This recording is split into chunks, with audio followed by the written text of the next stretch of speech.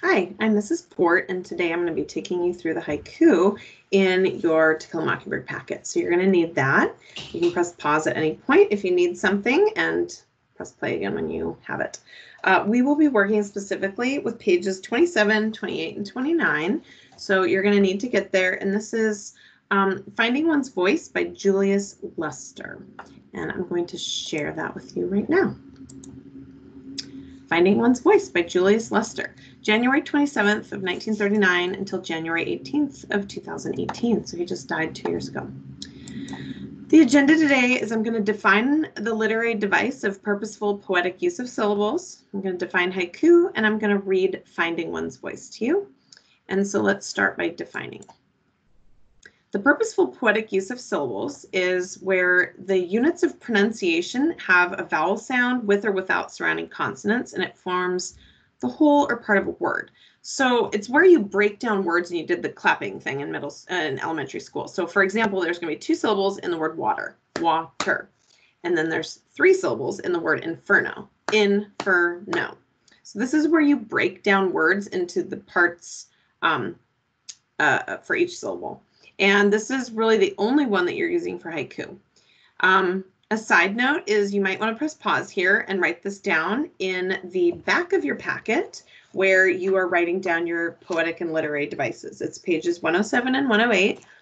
Also, all of these definitions are in the To Kill a Mockingbird folder on Schoology in the COVID packet. It's the shorter packet that has the definitions already written in them in the back. Okay, so let's go back and see that we have defined that. Next, we are going to define haiku. Haiku is a noun. The plural of haiku is still haiku. You don't add an S to it.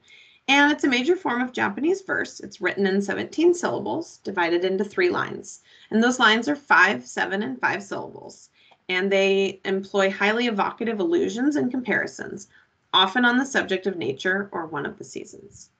And a poem is written in this form. It's a poem form.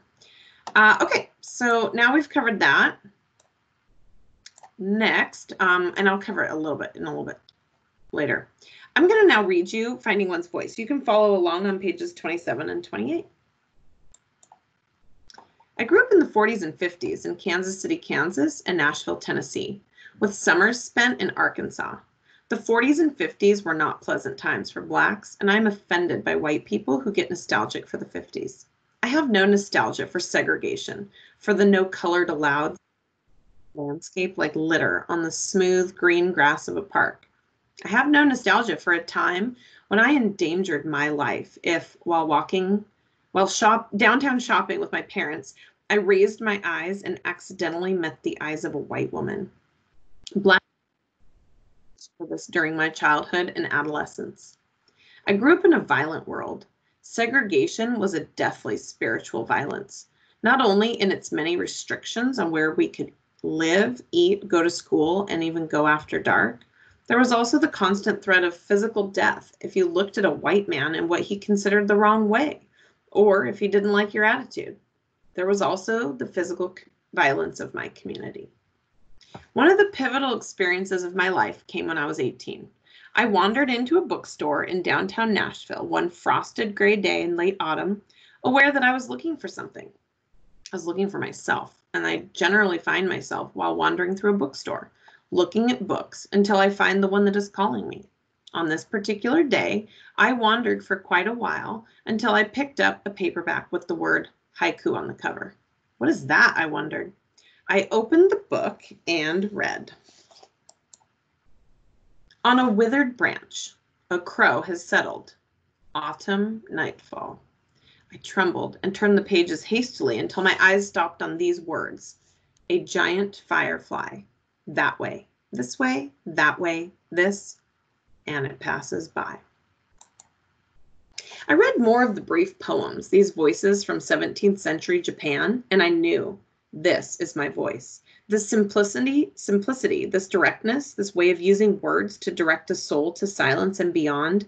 This is my voice, I exulted inside. Then I stopped.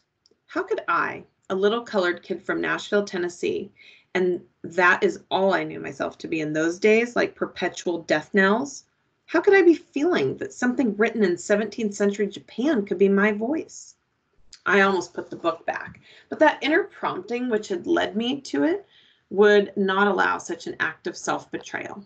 I bought the book and began writing haiku, and the study of haiku led to the study of Zen Buddhism, which led to the study of flower arranging. And I suspect I am still following the path that opened to me on that day when I was 18, though I no longer write haiku. I eventually understood that it made perfect sense for a little colored kid from Nashville, Tennessee, to recognize his voice in 17th century Japanese poetry. Who we are by the sociological and political definitions of society has little to do with who we are. Okay, so I have read Finding One's Voice to you. Now, the next thing you're going to do is you are going to write 3 haiku poems using your identity chart. And your identity chart was on page 18. It looked like this, but you should have filled it out and submitted it last week on Tuesday. And you're going to use that to write your own haiku. You're going to use syllables purposefully. So I'm going to explain that using his. Okay, so we have a giant firefly. So we need to have 5, 7, 5. So on this one, we have a giant, I think it's a giant firefly. I think firefly is 3. So that's going to be your 5 syllables. The next one is going to be that way, this way, that way, this. Stops at 7. And it passes by. So that's going to be your 5, 7, 5. And I'm going to write that down right here. I wish I had as beautiful of handwriting as Miss Norgard, but I do not. This is a fancy pen. And there's your 7. So you can see that he might have wanted to say something else and he can't because he has hit his numbers. He might have wanted to say way again here or something. So 5, 7, 5 is not to be varied at all. Okay, so we have talked about how you're going to go to, actually we haven't, but you're going to be writing 3 haiku poems using your identity chart. We did talk about your identity chart. And then you're going to be using syllables purposefully, which I just went over with you. And then you are going to, let me show you this. Yeah. So on page 29, the haiku is defined again, a form of unrhymed poetry originating in Japan in the 1600s. Each poem is written in 3 lines, and it's 5, 7, 5, like I've said. And now your directions for your poems are going to be to use your identity chart to write 3 meaningful haiku that embodies Julius Lester's realization. This is my voice. This simplicity, this directness, this way of using words to direct the soul to silence and beyond, this is my voice. Each of your haiku should direct the soul to silence and beyond. And this type of haiku, by the way, is technically called senryu, which follows the same form, but it's about human nature as opposed to the natural world outside. So you can kind of ignore that because we're not at school anymore. And you're going to be writing, and I ran out of space in this slide, but you're going to write 3 haiku of 5, 7, 5 syllables. So you don't really have to point out that you're doing purposeful use of syllables because that's really the whole point of haiku. So this is what you're doing. So let me go over here. Submit your 3 haiku poems to Schoology by Friday night at 11:59. There's probably a chance you could finish this before Friday night. And so what you would do is you'd write them on that page that I just went over, write them there, and then type all 3 of them up on one sheet of paper and, do any edits you need, and then submit a final draft to Schoology. And then the final thing that you're going to do here is answer the questions and post to Schoology by Tuesday night at 11:59 p.m. And I will show you the question. Here's the question. It's on page 28. And this, I'm having so much fun with this colored pencil now. What does it mean to find yourself? Where does Julius Lester say he finds himself? And where do you go to find yourself?